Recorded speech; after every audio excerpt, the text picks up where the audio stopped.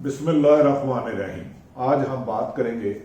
Army act में तरमीम, सियासी जमातों का एक पेज पे आना, उस पर से पर्दा हकायक। आज जो कौमी असम्बली से आर्मी आर्डिनेंस की मंजूरी दी गई है, मैं समझता हूँ आने वाले दिनों में इसका मुल्की सियासत पर बहुत ज्यादा असरात पड़ेंगे।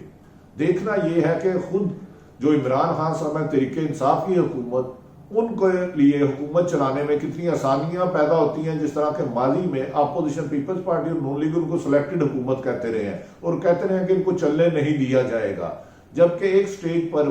बिलावल भुट्टो ने कहा था कि ये जब तक वजीर आजम है ये आइन में अमेंडमेंट नहीं हो सकती। दूसरी तरफ क्या नून लीग में जो फैलने वाला इंतशार है, इसको किस हद तक नून लीग कंट्रोल कर सकेगी, और अगर ये आर्डिनेंस यकीनन मंजूर हो गया और सेनेट से भी इसकी तवक्को की जा रही है मंजूर हो जाएगा, आने वाले वक्त में क्या नून लीग अपने लिए किसी ऐसी जगह पर हुकूमत जगह में कोई पोजीशन बनाने वाली या नहीं, ये बहुत अहम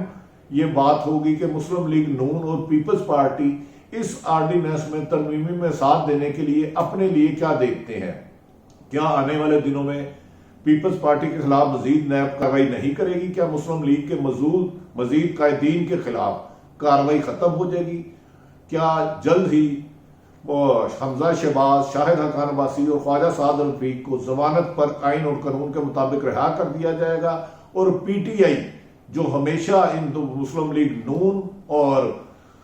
पीपल्स पार्टी के खिलाफ सख्त रवैया रखती थी और इमरान खान साहब बारहा कह चुके हैं कि एनआरओ नहीं दूंगा, एनआरओ नहीं दूंगा, एनआरओ नहीं दूंगा, क्या आइंदा वो एनआरओ की तरफ और एहतसाब के अमल को रोकने के लिए कोई किरदार अदा करेंगे या जारी रख सकेंगे? बज़ाहिर बादी नजर में लगता है कि इमरान खान आइंदा एहतसाब के अमल को तेजी से नहीं चला पाएंगे, क्योंकि मौजूदा हालात इजाजत नहीं देते कि सियासत में चपकलश हो। इसके पस पर्दा हकायक ये है कि माजी में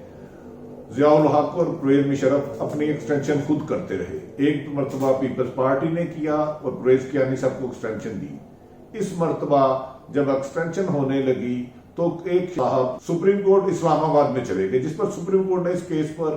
कार्रवाई की और कार्रवाई करके कौमी असम्बली को पाबंद किया कि इसमें आर्टिकल में तरमीम की जाए और आईनी तकाजे पूरे किए जाए। मादी में होने वाली एक्सटेंशनों में कभी भी ना असम्बली में बहस हुई, ना अदालतों में इसको ले जाया गया। जब इस फैसले सुप्रीम कोर्ट के इस फैसले के बाद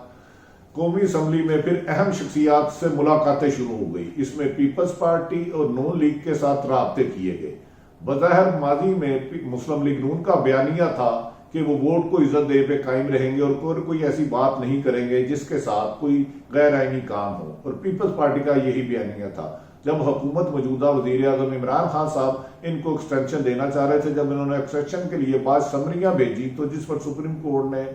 नाराजगी का इजहार किया और उसके बाद अपने फैसले में कहा कि ये फौरी तौर पर तरमीम की जाए। अब मुस्लिम लीग नून से राब्ता किया गया और मुस्लिम लीग के कायद नवाज शरीफ साहब ने बाज़ ज़राए को यकीन दहानी कराई कि वो इस आईनी तरमीम में मुल्की मफाद की खातिर जो खित्ते में पाकिस्तान की सूरत हाल है इसमें हुकूमत का साथ देंगे और किसी किस्म का इख्तलाफ राय नहीं रखेंगे, और उनकी पूरी जमात गैर मशरूत तौर पर इसके साथ वोट में उनका साथ देगी। इसी तरह पाकिस्तान पीपल्स पार्टी के लीडरान से राब्ता किया गया और उन्होंने कहा,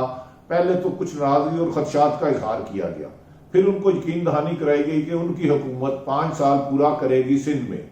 और नैब के आर्डिनेंस के आने की बाज लोग इस पे खबरें दे रहे हैं कि कुछ वजूहात हैं। उसके बाद हुकूमत की तरफ से एक कमेटी बनाई गई जिसने मुस्लिम लीग नून से राब्ता किया और मुस्लिम लीग नून ने अपनी क़यादत नवाज शरीफ साहब से राब्ता किया। इस सिलसिले में ख्वाजा आसफ राना, तनवीर और दीगर लंदन गए और लंदन में उन्होंने जाके हुकूमत की इस रिक्वेस्ट को आगे रखा जिस पर उन्होंने गैर मशरूत हमायत का ऐलान कर दिया। पीपल्स पार्टी को पहले खदशात थे, वो कह रहे थे इसमें कुछ तरमीम की जाए, ताहम बाद मुलाकातों के बाद ये तरमीम भी खत्म हो गई और इस दौरान इससे पहले कुछ अर्सा पहले अदालतों ने आइन और कानून के मुताबिक आसफ अली जरदारी साहब को जमानत पर रिहा किया, मोहतरमा फरयाल तारपुर जमानत पर रिहा हुई, नवाज शरीफ साहब जमानत पर रिहा हुए और बैरून मुल्क इलाज के लिए गए। इन हालात में एक चीज मायूस कुन रही, मौलाना फजलुर रहमान जब धरना देने इस्लामाबाद आए थे तो उन्हें यकीन दहानी कराई गई थी कि 1 महीने बाद कुछ ना कुछ मुल्की हालात तब्दील होंगे,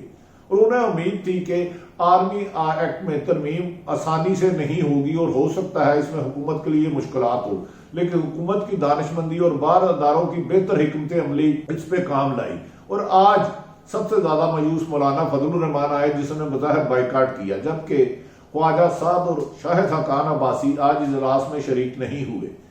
نہایت ذمہ دار ذرائع کا کہنا ہے کہ مریم نواز کو آج کچھ ایسے ڈاکومنٹس ملے ہیں جس کے بعد ان کے لیے خوشخبری ہے کہ وہ آنے والے مستقبل میں ان کے لیے بیرون ملک جانا آسان ہو سکتا ہے، جبکہ نون لیگ کے کچھ لوگ ناراض ضرور ہیں، لیکن نواز شریف کی اس حکمت عملی کہ ہمیں آنے والے مستقبل میں حکومت میں یا کسی ایسے معاملات میں رعایت مل سکتی ہے کہ ہم دوبارہ جن اداروں سے ناراض ہیں وہ ناراضگی ختم ہوگی، جس پر یہ فیصلہ آج آئینی قانونی طور پر یہ بل منظور کر لیا گیا۔ اس کے فیصلے کے دورس انداز یہ ہوگا کہ محترم قمر جاوید باجوہ جنہوں نے رد الفساد کیا اور ملک میں ہونے والی لاتعداد دہشت گردی کا خاتمہ کیا اور اس طرح مقبوضہ کشمیر میں بھارت مظالم ڈھا رہا ہے، انڈیا میں مظالم ڈھائے جا رہے ہیں، ان کے حالات کو سمجھتے ہوئے آئندہ اپنے 3 سال کی اسٹریٹجی بنائیں گے، اور توقع کی جا رہی ہے کہ قمر جاوید باجوہ 2023 تک پاکستان کے آرمی چیف رہیں گے۔ اس سلسلے میں سب سے جو مایوس کن بات ثابت ہوئی وہ مولانا فضل الرحمان کی، اور شاید یہ بات ٹھیک تھی شیخ رشید صاحب کی کہ وہ کہہ رہے تھے کہ سارے سیاستدان گیٹ نمبر 4 کی پیداوار ہیں اور وقت آنے پر تمام کے تمام اس بل کو منظور کریں گے، لیکن شیخ صاحب کی رائے اپنی جگہ، لیکن میں سمجھتا ہوں ملکی حالات کا جو تقاضا تھا اس کے مطابق اس بل کا منظور ہونا پاکستان کے لیے اس لیے ضروری تھا کہ پاکستان اس وقت اہم عہدے پر تبدیلی کا متمل نہیں ہو سکتا تھا، جبکہ دونوں بڑی جماعتیں مسلم لیگ نون اور پیپلز پارٹی نے پی ٹی آئی کا ساتھ دیتے ہوئے آرمی ایکٹ میں ترمیم کو منظور کر کے بہت حد تک ملکی سیاسی ٹیمپریچر کو کنٹرول کرنے کی کوشش کی ہے، لیکن اس کے لیے آنے والے دن بتائیں گے کہ اندر سیاست کون سی سیاسی جماعت کون سی حکمت عملی کے ذریعے اپنے لیے اپنے ووٹر کو بہتر طور پر اپنے ساتھ لے کے چلتی ہے۔ اب دوسری طرف آ جاتے ہیں ایران امریکہ کشیدگی۔ ایران امریکہ کشیدگی کی صورت میں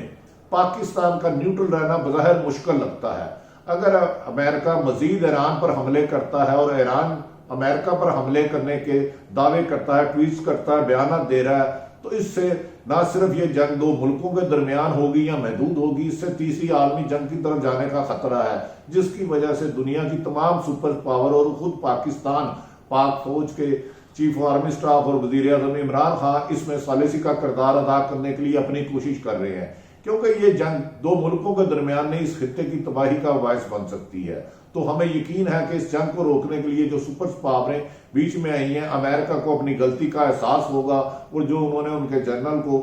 جہاں بحق کیا ہے وہ اس پہ کوئی نہ کوئی معذرتانہ رویہ اپنائیں گے، اس کا کوئی ایسا درمیانہ حل نکالا جائے گا۔ ان دونوں ملکوں میں یہ جنگ پھیلتی ہے تو یہ تیسری عالمی جنگ ہوگی، جس سے دنیا کی پوری دنیا اس میں لپیٹ میں آ جائے گی۔ اس آگ سے بچنا کسی بھی ملک کا مشکل ہوگا، لیکن اس ایشو پہ میں سمجھتا ہوں پاکستان کے لیے آزمائش کا وقت ہے۔ ہمارا